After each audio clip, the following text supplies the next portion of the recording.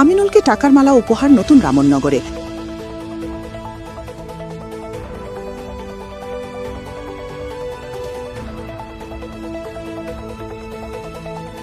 কংগ্রেস প্রার্থী আমিনুল হক লস্করকে টাকা দিয়ে মালা গেঁথে গলায় পরালেন নতুন রামনগরের উৎসাহী যুবকরা। তারা চাঁদা তুলে 10,000 টাকা আমিনুলের হাতে তুলে দিয়ে বিজয় কামনা করেন।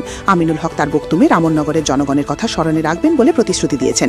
বলেন, এবারই নির্বাচন ব্যতিক্রমধর্মী, 5 বার ভোটে লড়েছি, ভোটারদের টাকা দিতে হতো। এবার ভোটাররা সাজুর হাত থেকে সোনাই এলাকাকে মুক্ত করতে রাজদিন টাকা দিয়ে সাহায্যের হাত বাড়িয়ে দিয়েছেন। এটা শুভ লক্ষণ, ভোটের পূর্বে জয়ের আলামত। বলেন, নরখাদক হাতিকে এবার সোনাইয়ের জনতা ভুবনের গভীর জঙ্গলে পাঠিয়ে দেবেন। এদিন আমিনুল সোনাই এলাকায় পর্যায়ক্রমে 10টি জনসভা করেন। প্রতিটি সভায় উৎসাহী জনতার উপস্থিতি শুধু জয়ের অপেক্ষা করেছেন।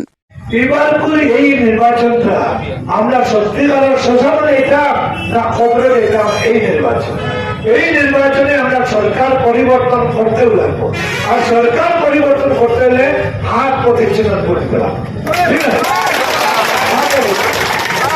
উপায় নাই, এখন উপায় নাই।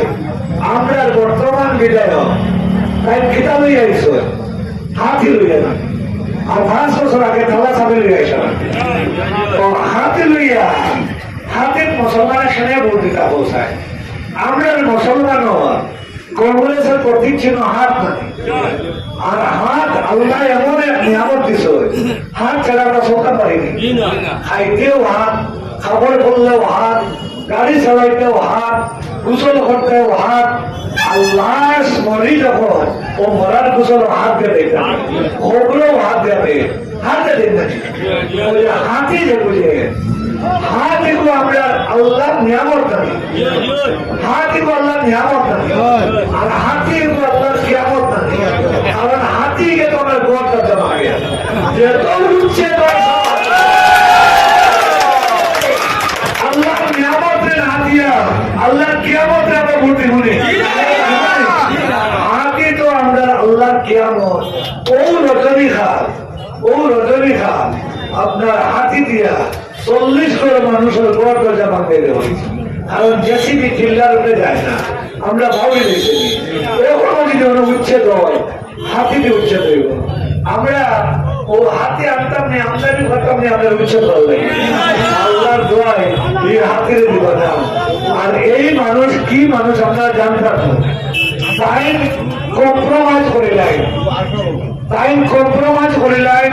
72 লোক হাজার ভোট হইয়া যেতিয়া গিয়া আমার কথা সংস্কৃতে শপথ হয়েছিল জানি, কিন্তু আমি বিজেপির এমএলএ হইয়া আমি যখন সোনাই মহিলা সত্যি মঞ্চ কথা বলছি, আমার প্রধান চতুর্দিক পেশা রয়েছে যে না, এখানে মহিলা সত্যি মঞ্চ করিও না, কারণ তোমারে আমরা বিজেপিতে জিতাইছি। আমি বলছি আমি মহিলা সত্যি খেয়ে আমি জানি না, আমি জানি সোনাইয়ের প্রথম এমএলএ আর টাইম বিকাশ পুরুষ যা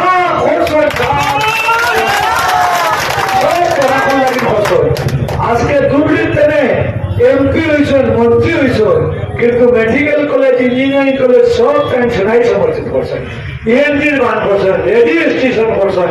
আজকে paper mill, sugar mill, textile mill, যেটা আমরা চালাইতে পারছি না, সব মহিলার সাথে এই বিকাশ পরিষদ নামে করছি।